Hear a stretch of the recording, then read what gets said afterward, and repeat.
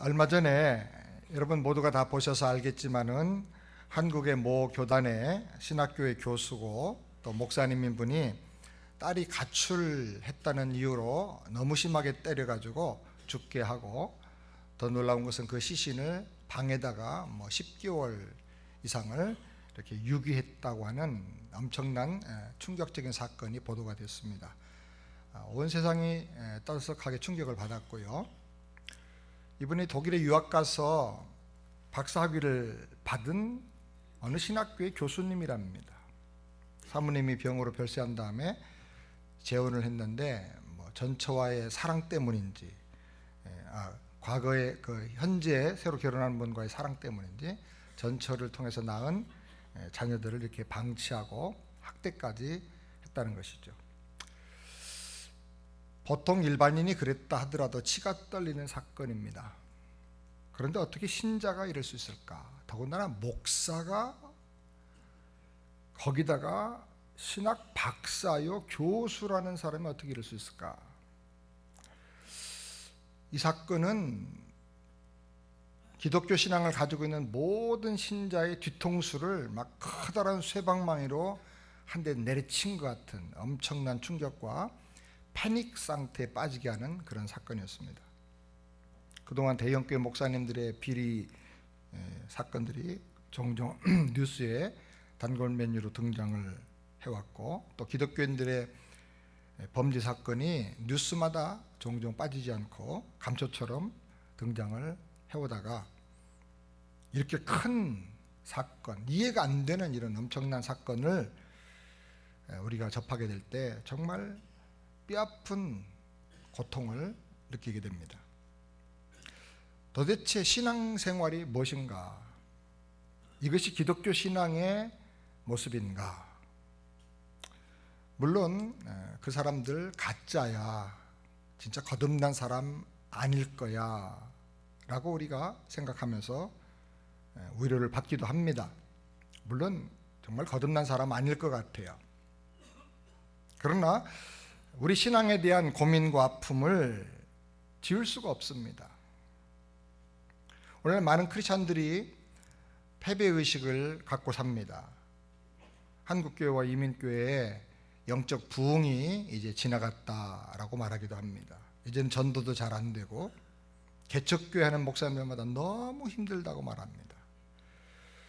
윤리가 땅에 떨어졌고요, 가정도 무너지고 있고요, 세상이 무너지는 것은 당연한데 그리스도인들의 삶도 믿음도 경건의 능력도 차별화된 그 거룩성도 다 무너져가고 있습니다. 이렇게 심각한 아픔이 우리가 살고 있는 이 시대에 우리 눈앞에서 전개되고 있는데, 우리는 이것이 절대로 정상적인 상태라고 생각을 하지 않습니다. 어쩔 수 없다고 우리가 방관할 수도 없습니다. 우리 교회가 이제 20년이 지났는데, 우리 교회가 좀 은혜를 받고 우리 성도들도 영적으로 은혜를 받고 각성을 해서 오늘 성경에 나오는 느헤미야처럼 무너진 믿음의 공동체, 무너진 말씀의 공동체를 다시 회복하고 윤리를 회복하고 신앙 공동체의 울타리를 세우는 우리 모두가 되기를 주님의 이름으로 축원합니다. 100년 동안 많은 사람들이 노력했지만 예루살렘 성벽이 건축되지 못했습니다. 그런데 느헤미야가 헌신하고 등장하면서 2달도 안 되는 짧은 기간 동안에 그 엄청난 일을 다 이루게 됩니다. 느헤미야에 대한 상상도 느헤미야가 재건했던 예루살렘 성벽의 모습입니다.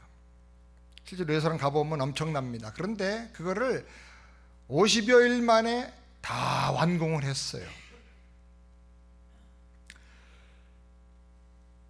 우리가 은혜를 받아서 느헤미야 같은 영성과 리더십을 회복해서 우리 삶 속에 곳곳에 무너져 있는 여러 가지 영적인 유산들을 다시 회복하고 일으켜 세우는 저와 여러분이 되기를 바랍니다.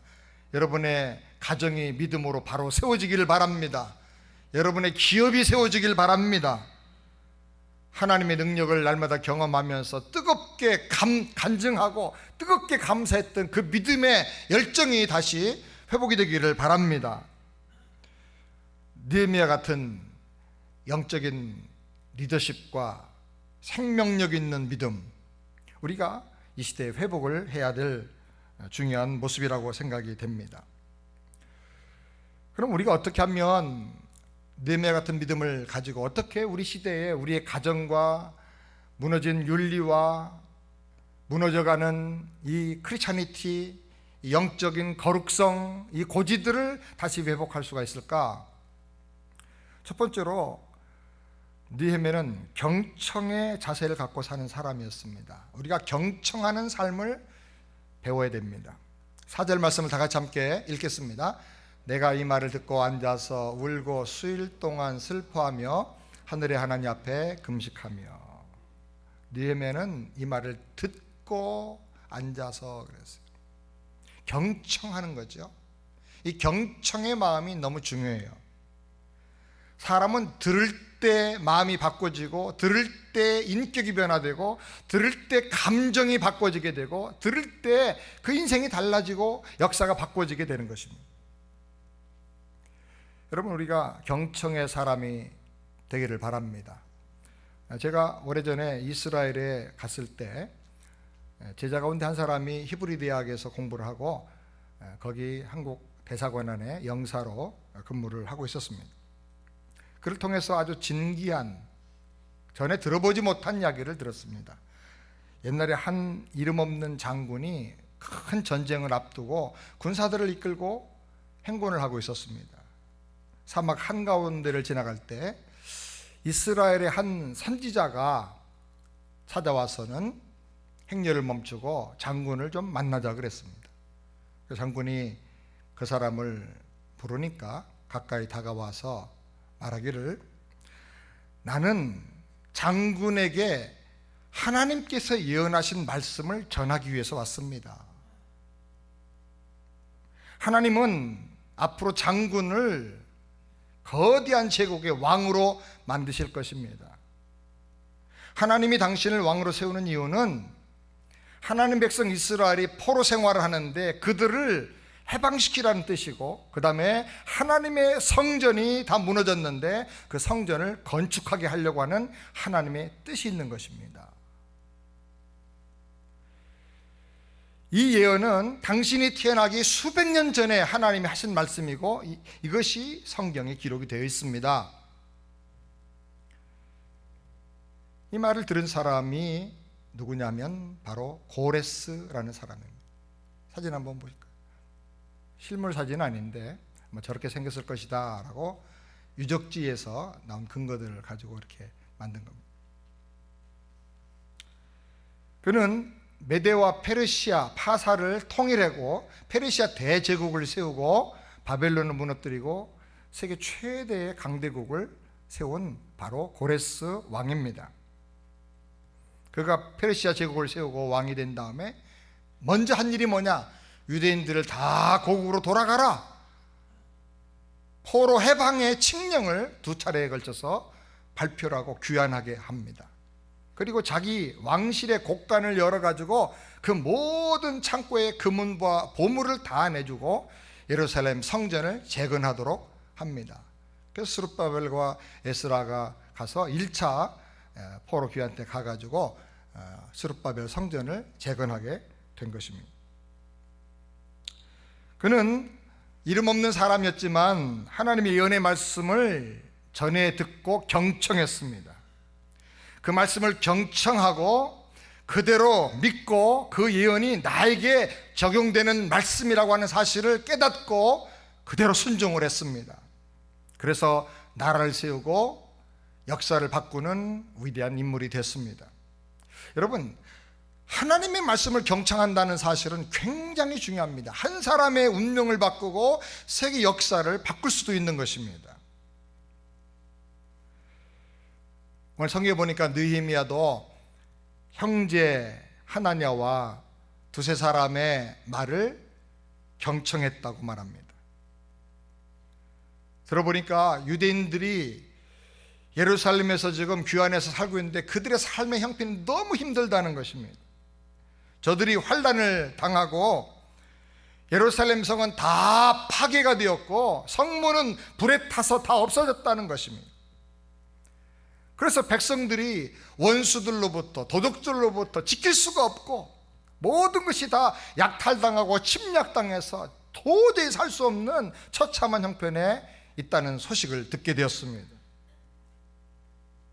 성경에 보니까 이 말을 들을 때 그 마음속에 통곡하는 눈물이 나왔다 그랬어요. 어떻게 하나님의 말씀대로 살려고 하는 하나님 백성들이, 어떻게 내 동포들이, 내 민족이 그런 어려움을 당하고 있는가. 근데 아무도 도와줄 자가 없다는 거예요. 그래서 그는 통곡하면서 금식하고 하늘의 하나님께 기도했다고 말합니다. 그래서 하나님 주신 은혜를 가지고 믿음으로 기적을 이루는 위대한 믿음의 사람 느헤미야가 될 수 있었던 것입니다. 믿음은 경청할 때 나와요. 하나님의 능력도 경청할 때 나오는 거예요. 여러분, 이 경청하는 것이 얼마나 중요한지 모릅니다. 사무엘상 11장 6절 말씀을 다 같이 읽겠습니다. 사울이 이 말을 들을 때 하나님의 신에게 크게 감동되매. 사울 왕이 이제 왕되기 전에 하나님의 신에 크게 감동이 됐었는데 언제 감동됐어요? 이 말을 들을 때. 그 말이 뭡니까? 암몬 족속이 야베스를 침략해 왔습니다. 그래서 싸울 준비가 안 돼 있던 야베스 족들이 평화조약을 세워달라고 요청을 합니다. 그럼 우리가 암몬 족속을 섬기겠다고 말합니다. 그런데 암몬 사람 나스라는 사람이 얼마나 교만 방지하고 완악했는지, 우리가 온 것은 너희들의 오른쪽 눈을 다 뽑기 위해서 왔다. 그러기 전에는 언약을 세울 수가 없다고 말했습니다. 이스라엘을 모욕하고 무시한 것입니다. 그런데 이런 처참한 상황 속에서 이 야베스족을 도와줄 사람이 아무도 없고 이스라엘 속에서 일어날 사람이 아무도 없었어요. 온 백성이 그냥 소리 높여 울기만 했다고 성경이 말합니다. 바로 그때에 밭에서 소를 몰고 집으로 돌아오던 사울이 이 말을 들었습니다.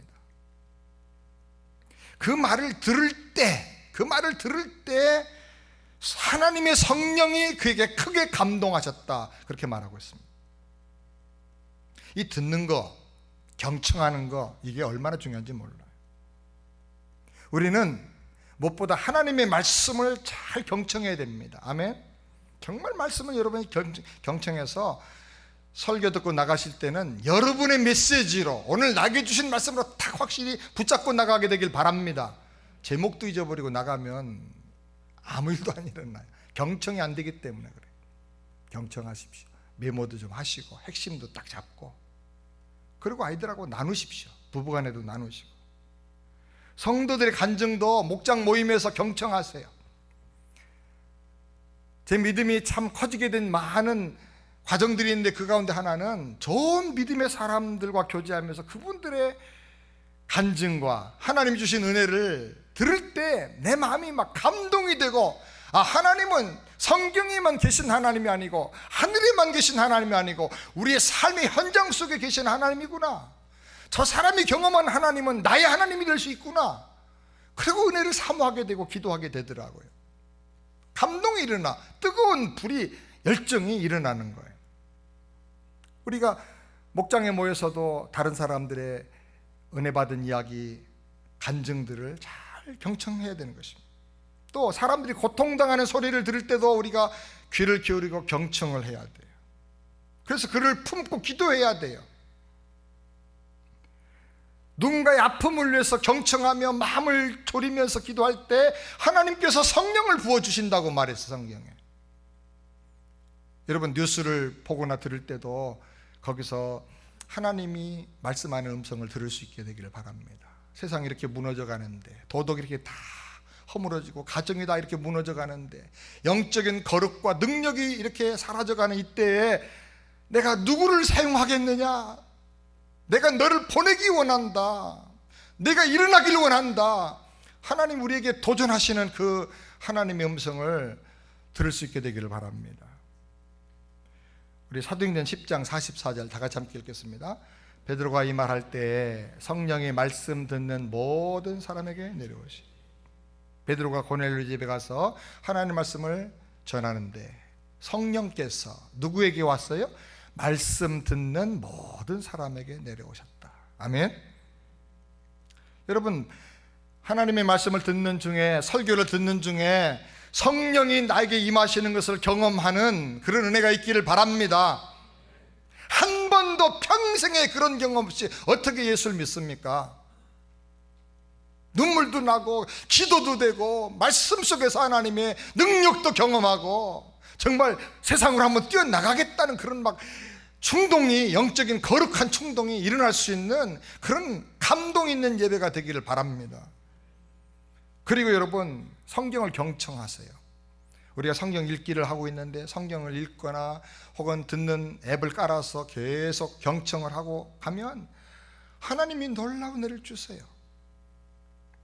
저희 집사람 아가씨가 급한 일로 한국에 가서 며칠 동안 없는데 오늘 아침에는 혼자 자서 그런지 이상하게 새벽 3시 반쯤에 깼어요. 아무리 자려고 해도 잠이 더 안 오고 이게 이제 어떻게 되나 그러다가 성경 듣기 앱을 틀었습니다. 집사람 있으면 못 틀죠. 옆에 잠을 방해하니까. 혼자니까 틀고 누워서 한두 시간을 말씀을 듣는데 얼마나 마음의 은혜가 되는지 몰라요. 그래서 저는 오늘 아침까지 성경 3번 듣고 반 들었어요. 이렇게 하면은 한 달에 2번씩 듣겠구나. 그냥 듣는 게 아니라 하나님을 거기서 만나고 경험하는 거예요. 여러분, 성경을 경청하는 가운데 하나님이 여러분과 함께 하시고 여러분을 향한 놀라운 계획을 가지고 계시는 것을 여러분이 경험하게 되기를 바랍니다. 경청이 하나님과의 관계에서만이 아니라 가족 관계에서도 중요해요. 아이들이 정말 원하는 게 뭐냐? 엄마 아빠가 내 말 좀 들어줬으면 좋겠다는 거예요. 너무 많이 잔소리하지 말고 애들 말을 좀 들어주면 좋겠어요. 들어주면. 아내가 정말 원하는 게 뭡니까? 남편이 피곤하지만 좀 내 말을 좀 끝까지 들어줬으면 좋겠어요. 저도 급해가지고 본론만 얘기해. 그 핵심이 뭐야? 못 참고 이 경청이 훈련이 안 됐어. 우리가 정말 남편들도요, 아내가 내 말을 들어주고 내 마음을 알아주고 정말 내가 힘들고 얼마나 이 세상 짐지고 사는 게 힘든지 좀 이해해 줬으면 좋겠다 싶을 때가 있어요. 남자들은 달 보고 운대잖아요. 혼자 가서. 당신 뭐해? 그러면 안 돼. 방해하면 안 돼. 좀 누가 들어줬으면 좋겠는데 안 들어주는 거예요. 우리가 하나님 말씀도 경청하고 서로에게 귀를 기울이고 경청할 수 있게 되기를 바랍니다. 그 다음에 두 번째로는 사명의식을 갖고 사는 사람이었습니다. 6절 말씀을 다 같이 함께 읽겠습니다. 이제 종이 주의 종 이스라엘 자손을 위하여 주야로 기도하오며. 느헤미야는 좀 이상해요. 자기가 종이래요. 그리고 이스라엘 자손도 주의 종이라고 말하고 있어요. 주의 종이라고. 느헤미야의 그 사상과 특징을 잘 살펴보면요, 종의식이 아주 철저한 사람이에요.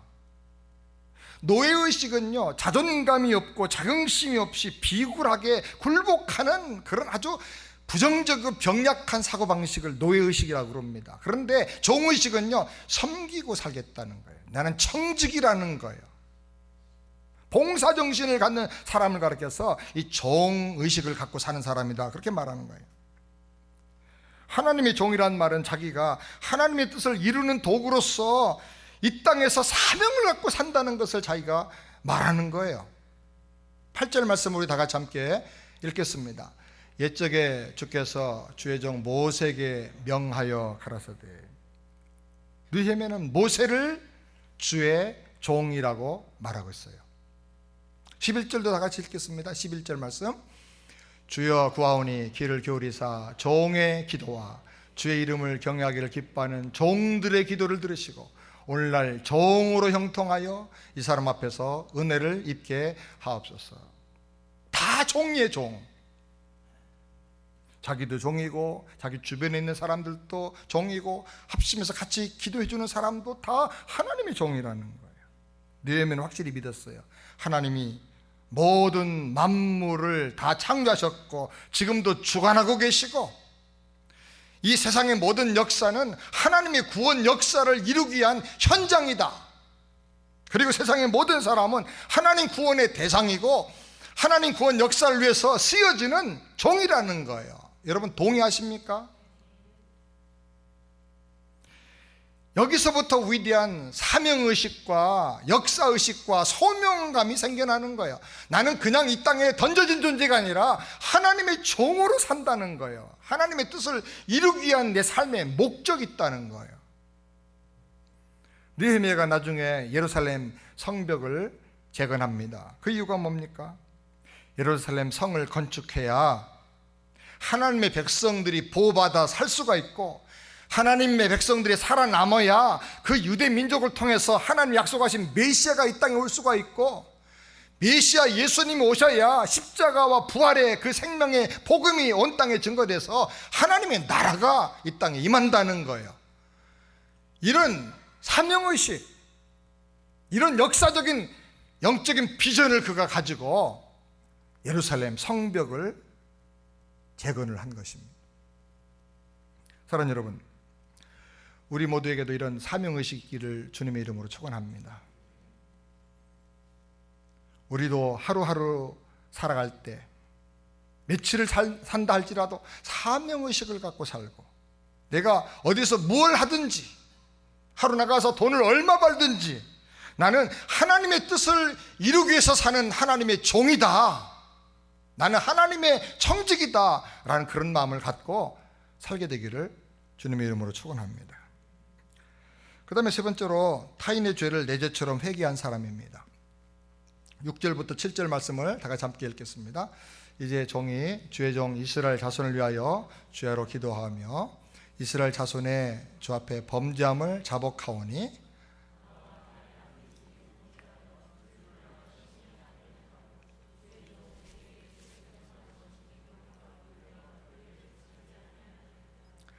느헤미야는 부모의 죄, 민족의 죄, 조상의 죄를 다 자기 죄처럼 회개해요. 우리가 하나님 앞에 회개할 때는 사실은 내가 범한 죄를 회개하는 거예요. 조상의 죄값으로 우리가 저주받는 것은 결코 아닙니다. 원죄라는 것이 있는데 원죄는 인류의 최고의 조상인 아담의 죄가 우리에게 전승되는 것이지 우리 아버지, 할아버지 그런 부모님의 죄가 내게 전승되는 것은 아닙니다. 그래서 성경적으로 볼 때 가계 저주론이라든지 가계에 흐르는 저주를 막아라 이런 책들은 성경적인 바른 사상이 아닙니다.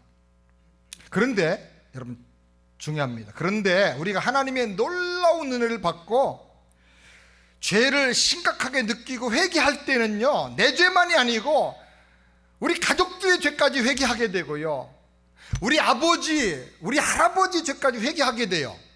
내 죄처럼 끌어안고. 왜? 죄에 대해서 민감해지니까. 저도 회개할 때 우리 할아버지가 선교사님 통해서 복음 받았는데 면장한다고 다 그냥 교회도 안 다니고 때려치고 나가시다가 우리 집안이 다 이렇게 어려워진 거 그거 다 회개했어요. 그렇게 돼요, 마음이. 이것은 건강한 영성, 죄에 대해서 민감해질 때 자연스럽게 이렇게 되는 거예요. 유대인들은 그 부모들 하나님을 바로 경외하지 않고 죄를 범함으로 징계를 받고 나라가 망하고 바벨론의 포로로 끌려왔습니다. 그래서 태어나는 모든 후손들이 부모들의 죄로 인해 가지고 찾아온 많은 고통과 징계들을 함께 당하면서 그 환경 속에서 원하지도 않았지만 바벨론의 포로 2세, 3세로 이렇게 살게 된 거예요. 느헤미야는 죄를 회개하고 회개하다가 깨달았어요. 우리가 당하는 이 모든 고통과 슬픔의 원인은 바로 죄에 있다는 거예요. 죄. 그걸 깨달았어요.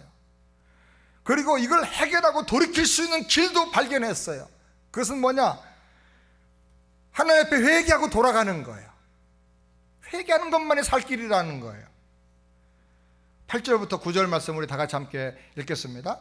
옛적에 주께서 주의 종 모세에게 명하여 가라사대 만일 너희가 범죄하면 내가 너희를 열국 중에 흩을 것이요 만일 내게로 돌아와서 내 계명을 지켜 행하면 내 이름을 두려고 택한 곳에 돌아오게 하리라 하신 말씀을 이제 청컨대 기억하옵소서.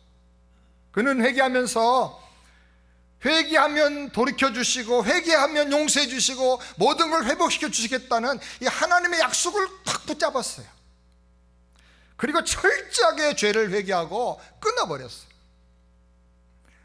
그래서 나중에 보면 느헤미야는 성벽을 재건한 후에 아주 이스라엘의 영적 개혁운동을 에스라와 함께 단행을 하게 됩니다. 왜? 이 죄 때문에 망한다는 거예요. 그래서 철저하게 회개하고 거룩을 지켜야 된다는 거예요. 사랑하는 여러분, 우리가 죄를 미워하고 돌이키고 철저하게 회개하게 되기를 바랍니다. 하나님께서 죄를 생각나게 하시면 미루지 말고 변명하지 말고 회개할 수 있기를 바랍니다. 내가 죄인입니다. 내가 잘못했습니다. 회개하면 삽니다. 죄를 덮어두면 마치 독사의 알을 가슴에 품고 살다가 알이 깨나가지고 독사가 나와서 가슴을 물고 심장을 물고 그래서 결국 그 독에 죽는 것처럼 결국은 회개하지 않는 그 죄 때문에 그 사람이 죽고 망하는 거예요. 회개하는 것만이 살 길이고 회개하는 것만이 회복되는 길인 것을 여러분 믿으시기 바랍니다. 그래서 우리가 회개함으로 말미암아 우리가 살고 있는 이 시대에 무너진 윤리가 다시 회복이 돼야 되겠어요. 하나님의 교회가 거룩하게 회복이 돼야 됩니다. 아멘입니까? 마지막 네 번째로 기도하고 자기를 희생하는 사람입니다. 이런 이야기가 있습니다. 아버지와 아들이 집이 부서져서 집을 열심히 고치고 있었습니다. 그러다가 아버지가 아들에게 말했습니다. 야, 뒷집에 가서 망치 좀 빌려와라. 뒷집에 갔다 온 아들이 말합니다. 아버지, 망치가 닳는다고 안 빌려준대요. 아버지가 말하길 천하의 구두쇠 같은 놈이다. 요즘 인간들은 이웃 간에도 이 봉사정신이 없어, 사랑이 없어. 정말 완악한 세상이야. 그럼 할 수 없다. 옆집에 가서 망치 빌려와라. 옆집에 다니는 아들이 또 말합니다. 전에 망치 빌려줬는데 우리가 망치자로 부러뜨렸다고 이제는 절대로 안 빌려준대요. 아버지가 말했습니다. 참 세상에 옹졸한 놈 다 있다. 점스러운 놈 같으니라고. 별의별 걸 다 기억해. 그게 5년 전의 일인데. 그러고 하는 말이 야, 안 되겠다. 우리 연장통에서 망치 가져와라. 그렇다. 사람들은 자기를 보지 못해요. 그리고 다른 사람을 비판만 합니다. 포로 귀환령에 따라서 그 당시 예루살렘에 돌아간 사람들이 수만 명입니다. 100년이 지났습니다. 그러니까 아니 그렇게 많은 사람이 돌아가서 100년 지났는데 아직도 성벽도 건축이 안 됐어? 그렇게 비판할 수 있습니다. 그리고 도대체 하나님 말씀의 사람이라고 하는 에스라는 거기 가서 도대체 뭘 한 거야? 도대체 지도자들이 뭐 하는 거야? 그렇게 비판할 수 있어요. 조금 마음이 나은 사람은 돈을 좀 얼마 모으고 성금을 모으고 집에 있는 여러 가지 재료들을 해가지고 예루살렘으로 보내줄 수도 있습니다. 그런데 느헤미야는 차원이 달랐어요. 백성들이 당하는 그 아픔의 소식을 들을 때 그걸 자기 아픔처럼 끌어안고 기도했어요. 우리 11절 말씀을 다 같이 함께 읽겠습니다. 주여 구하오니 귀를 기울이사 주의 종의 기도와 주의 이름 경외하기를 기뻐하는 종들의 기도를 들으시고 오늘날 정으로 형통하여 이 사람 앞에서 은혜를 입게 하옵소서 하였더니 그때 내가 왕의 술 관원이 끌어안고 기도했어요. 주여 구하옵나이다. 귀를 기울이고 들어주옵소서. 어떤 소식을 들을 때 우리가 그걸 내 아픔으로 끌어안고 기도할 수 있게 되길 바랍니다. 교회는 서로 이렇게 기도로 말씀으로 세워주는 역사가 일어나야 돼요. 저는 우리 교회가 너무 감사한 것은 누가 아프다 그러면 정말입니다. 금식하는 분도 계시고요, 밤에 혼자 나와서 철야 기도하는 분도 계세요. 우리 승리 아프다고 할 때 그 어린 딸 때문에 막 울면서 기도하는 분들이 얼마나 많은지 몰라요. 시카고까지 운전해서 열몇 시간 운전해가지고 가가지고 며칠 동안을 캠페인을 했어요. 하나님이 기도하는 사람에게도 은혜 주셨고 승리도 건강하게 고쳐주셨어요. 이게 교회라고 생각해요. 우리 목장에서 어떤 기도 제목을 내놓고 그러면 막 목장 단위로 금식도 하고 교회 나와서 기도해야 돼요. 기도할 때 역사가 일어나요. 아멘. 우리 건축하면서 은행 론 문제, 건축 문제 다 이렇게 좀 있는 해결을 해야 될 일인데 금식 기도 릴레이 합시다 하고 나니까 그 다음 주간에 좋은 소식이 왔어요. 나중에 여러분에게 또 구체적으로 설명을 하겠습니다만, 하나님은 기도할 때를 기다렸다가 준비했던 것을 다 그때 풀어주세요.